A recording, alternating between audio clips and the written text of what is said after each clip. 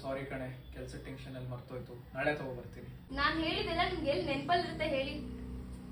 ಅಮ್ಮ, ಮಾತ್ರೆ ಖಾಲಿ ಆಗಿದೆಯನ್ನಲ್ಲ, ತಂದಿದ್ದೀನಿ, ತಗೋ.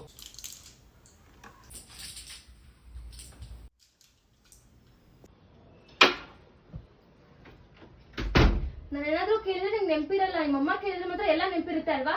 ವಿಷಯ ಪೂರ್ತಿ ತಿಳ್ಕೊಳ್ದಿರ ಮಾತಾಡ್ಬೇಡ. 2 ದಿನ ಮುಂಚೆನೆ ಮಾತ್ರೆ ತಗೊಂಡಿದ್ದೆ, ಕೊಡೋದ್ ಮರ್ತಿದ್ದೆ, ಇವತ್ತು ಕೊಟ್ಟಿದ್ದೀನಿ. ನೀನ್ ಕೇಳಿದ್ದು ತಂದ್ಕೊಡ್ತೀನಿ, ಸ್ವಲ್ಪ ಸಮಾಧಾನವಾಗಿರು. ನಾನು 2-3 ದಿವಸದಿಂದ ಕೇಳ್ತಾನೆ ಇದ್ದೀನಿ, ನಿಮ್ಮ ಅಮ್ಮನ್ ಕೇರ್ ಮಾಡೋಷ್ಟು ನಾ ಕೇರ್ ಮಾಡಲ್ಲ ಬಿಡು.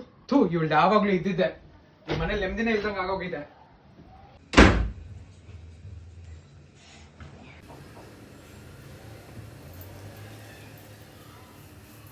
ಯಾಕಮ್ಮ, ಏನಾಯ್ತಮ್ಮ? ಏನ್ ಬೇಕು ಹೇಳಿ, ನಿಂಗೆ ನಾನೇ ತರಿಸ್ಕೊಡ್ತೀನಿ.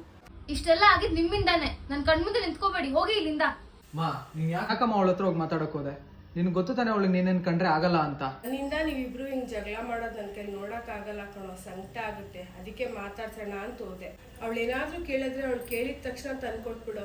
ನನಗೆ 2 ದಿನ ಲೇಟ್ ಆದ್ರೂ ಪರವಾಗಿಲ್ಲ. ನೀವಿಬ್ರು ಹಿಂಗ್ ಜಗಳ ಮಾಡೋದು ನನ್ ಕೈ ನೋಡಕ್ ಆಗಲ್ಲ.